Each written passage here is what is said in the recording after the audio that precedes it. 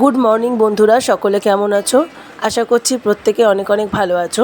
তো আজ দিনটা ছিল রবিবার আর এখন বাজে সকাল 10টা।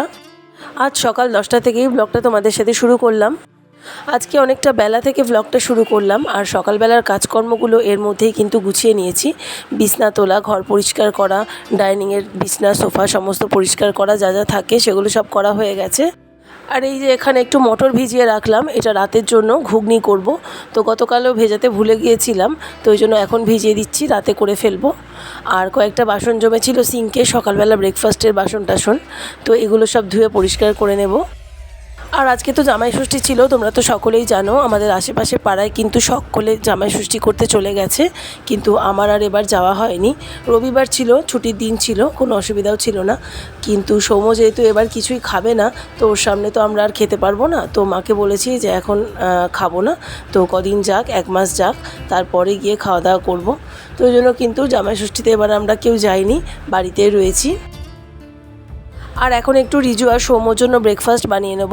সৌম্য তো সকালবেলা উঠে খাবার খেয়ে নিয়েছে, ওকে তো এখন দুধ খাওয়াতে পারছি না, তো ওকে বিস্কিট, জল, ছাতু এরকম করে একসাথে মিশিয়ে গুলে একটা খাবার বানিয়ে দিই। তো ওর সেটা খাওয়া হয়ে গেছে।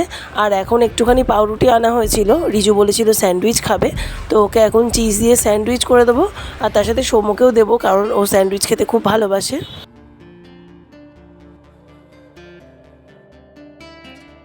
এই প্রথমবার জামাইষষ্ঠীতে কিন্তু আমরা কেউ খেতে যাইনি, তো মায়েরও মনটা খারাপ। মাও সকাল থেকে অনেকবার ফোন করেছে, মেসেজ করেছে, তো আমারও মনটা অনেকটাই খারাপ ছিল। কিন্তু ছেলের শরীর তো সবার আগে দেখতেই হবে, বাচ্চা ছেলে, তো ওর কথা ভেবেই আমরা আরও কেউ যাইনি। কারণ ওকে কোনো রিচ রান্না, কোনো বাড়ির বাইরের কোনো খাবারই ওকে দেওয়া যাচ্ছে না, তো ওর সামনে আমরা বাবা মা হয়ে কোনোভাবেই খেতে পারবো না। তো এর জন্য এটাকে এখন আপাতত পেন্ডিং রেখেছি, খাওয়া দাওয়াটাকে। তো ওর শরীরটা একদম সুস্থ হোক, তারপরেই না হয় গিয়ে একসাথে সবাই মিলে খাওয়া দাওয়া করা যাবে। আর দেখো এখানে চিজটাও ভালো করে গ্রেট করে পাউরুটির ওপর দিয়ে দিলাম, আর তার সাথে একটুখানি পনিরও গ্রেট করে দিচ্ছি। ক্যাপসিকামটা বাড়িতে নেই, তার জন্য দিতে পারলাম না, না হলে এর ওপর একটু ক্যাপসিকাম দিলে আরও খেতে ভালো লাগে। তো এভাবে পনিরটা গ্রেট করে দিয়ে দিলাম পাউরুটিগুলোর ওপরে, আর এর ওপর থেকে একটু সামান্য নুন ছড়িয়ে দেবো আর একটুখানি গোলমরিচ দিয়ে দেবো। আর আজকে স্যান্ডউইচটা করছি ফ্রাই প্যানে, এর মধ্যে সামান্য একটু বাটার ব্রাশ করে তারপরে অল্প আঁচ করে পাউরুটিগুলো ভালো করে সেঁকে নেবো। টোস্টার আমার রয়েছে, কিন্তু টোস্টারটাই রিসেন্ট আমি ঘষে মেজে ভালো করে তুলে রেখেছি, তো ওইটা আর বার করতে ইচ্ছা করলো না। যেহেতু আমার রোজ রোজ স্যান্ডউইচ হয় না, মাঝে সাঝে খুব রেয়ারই হয় এখন, কারণ পাউরুটিটা তো দেওয়া খুব একটা ভালো না, তো ওই জন্য পাউরুটি আমি ওদেরকে খুব একটা দিই না। তো মাঝে সাঝে যেহেতু হয়, এর জন্য আর ওটাকে মেজে ঘষে তুলে রেখেছি এখন আপাতত, তো এই জন্য ফ্রাই প্যানেই করে নিলাম। আর দেখো লো ফ্লেম করে আমি স্যান্ডউইচগুলো ভালো করে সেঁকে নিয়েছি, আর ওপরটা কিন্তু একটু ক্রিস্পি ক্রিস্পি ভাবও এসেছে। আর এটাকে এখন ভালো করে ছুরি দিয়ে মাঝখান থেকে কেটে নিয়েছি। আর এই যে এখানে 2 পিস পাউরুটি দেখছো স্যান্ডউইচ, তো এটা সৌম্যকে এখন দিয়ে দেবো, তার সাথে একটা কাঁঠালি কলা দিলাম। আর এই দেখো এখানে আরেকজন রাগ করে বসে আছে, ওর বাবা রাস্তায় গেছে, ওকে কেন নিয়ে যায়নি, তার জন্য রাগ করে এই বারান্দায় গরমের মধ্যে বসেছিল। তো রাগটা ভাঙে আবার স্যান্ডউইচটা দিলাম, খেলো।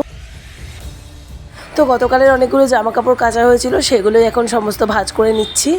আর আজকে করব দুপুরবেলা একদম সিম্পল পাতলা করে পনিরের ঝোল। আর আমি যেহেতু পনিরটা খাই না, তো আমি আমার জন্য অন্য কিছু একটা হয়তো করব।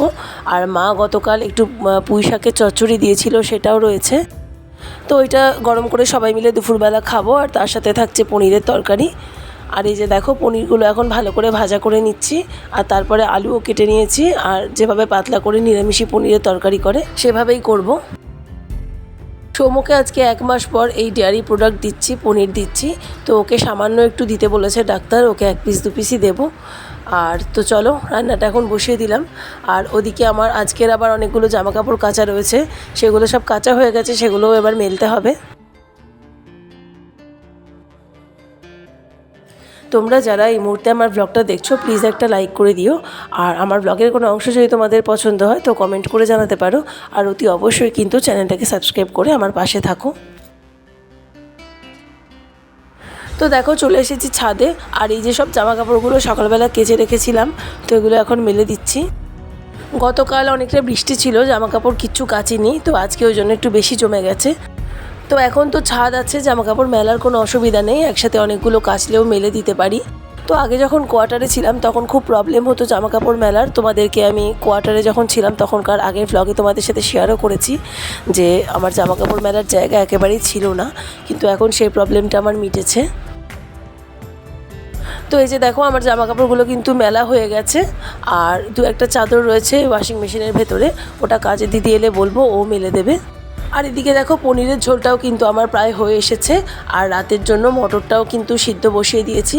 মটরটা সিদ্ধ করে এখন রেখে দেবো, কারণ প্রেশারটা মাজতে দেওয়ার আছে। রাতে প্রেশারটা পড়লে খুব অসুবিধা হয়, যেহেতু বড় প্রেশার কুকার অনেক সময় দরকার লাগে মাঝে মধ্যে। তো এই জন্য এটা দিনের বেলায় মটরটা সিদ্ধ করে রাখছি, তারপর কাজের দিদি প্রেশার কুকারটা মেজে দিয়ে চলে যেতে পারবে। আর ওইগুলো নামিয়ে নিয়ে ভাতটাও বসিয়ে দিয়েছিলাম দেখেছো। আর এখন দেখো দুপুর প্রায় 1-1:30টার মতো বাজে। সৌম্যর বাবা বাড়ি চলে এসেছে, আর সৌম্য এখন নিচে গেছে ওর বাবার কাছে স্নান করতে। রবিবার কিন্তু ওর বাবার কাছেই স্নান টান করে। আর একটা পাকা পেঁপে আনা হয়েছিল, তো সেটা এখন কেটে নেব। সৌম্যর যেহেতু পেটের অবস্থাটা ভালো নয়, তো ওই জন্য ওর বাবা পাকা পেঁপে নিয়ে এসছে। লিভারের পক্ষে তো খুব ভালো পাকা পেঁপে খাওয়া। তো সৌম্য যদিও এটা একদমই খায় না, দেখি খাওয়াতে পারি নাকি। তো পাকা পেঁপেটা যেহেতু অনেকটা বড় ছিল সাইজ, তো ওই জন্য হাফ কাটছি, আর হাফ কিন্তু রেখে দেবো, কালকে আবার কাটবো, কারণ একসাথে এতগুলো কেটে নিলে খাওয়ার লোক নেই। আমার বর তো এইসব একদমই খায় না, পেঁপে টেপে এইসব ফল ও একদমই খায় না। তো এর জন্য আমাদের 3 জনের মতনই কাটলাম, আর এটা এখানে ঢাকা দিয়ে রেখে দিচ্ছি। এর সাথে আজকের ব্লগটা এখানে শেষ করলাম। সবাই ভালো থেকো।